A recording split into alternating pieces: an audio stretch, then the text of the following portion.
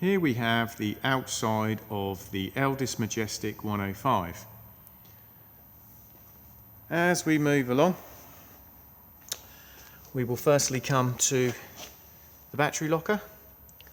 So we have the leisure battery just here, and then main hookup is connected here. Beneath, we have the flue for the space heater. We do not need to do anything with this, just make sure that nothing is obstructing it. Water into the van at this point just here, so just pop your hose in to fill up the fresh water tank. This can also be locked just here. And to drain the fresh water tank down for winterization, it's just done on this blue tap here. We then have the external shower point. So it's a standard hose lock fitment. So it's then just plug in the shower hose to the van, make sure the water pump is turned on, and then this will become under pressure. After you've finished using it, you then want to pop your dust cover back in again.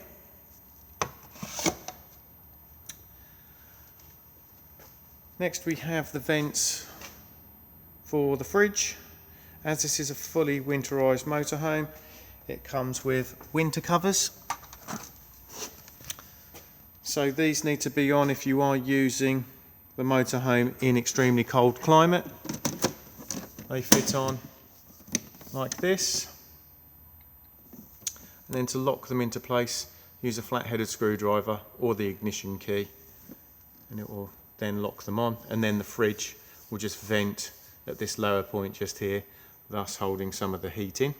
Do make sure they're not on in warm months, or otherwise the fridge will just overheat and not run correctly. Tucked down here we then have the flue for the boiler. Again, we don't need to do anything with this, just make sure that nothing is obstructing it. As we move to the back of the motorhome, we have the Thetford cassette toilet. Lift up and pull to remove.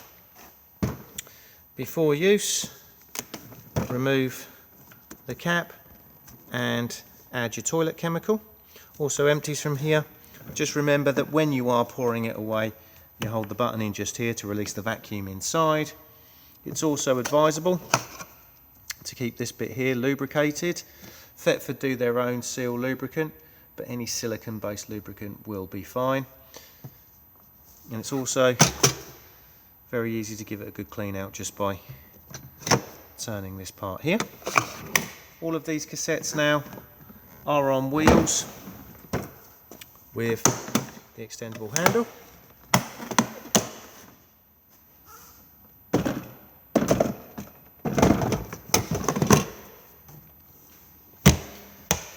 If we then drop down, we have the grey water drain just there, so anything that goes down your plug holes is then drained off at this point. We then have the spare wheel just tucked underneath here. And then as we come round the back, we have the Fiamma bike rack. Grab hold and pull to drop it down. We then attach these through the wheels of the bikes. They do slide about, so just depending on the size of the bike. And then attach these arms to the framework. We have the rear view camera just up here. And then as we come round, we have the Dometic roll-out canopy and the gas locker. So we have room in here for 2 bottles. The regulator just sits here, and then the hose comes off the regulator and then screws into the propane bottle and is tightened with a gas spanner. Bottle on and off on the top. Make sure that the bottle is off again for travel.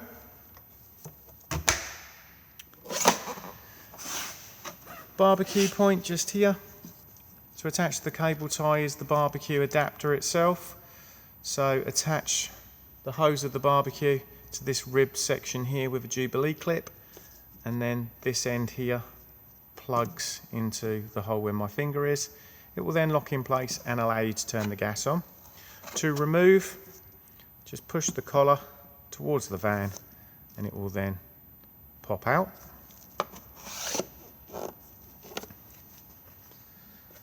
Diesel fill just here.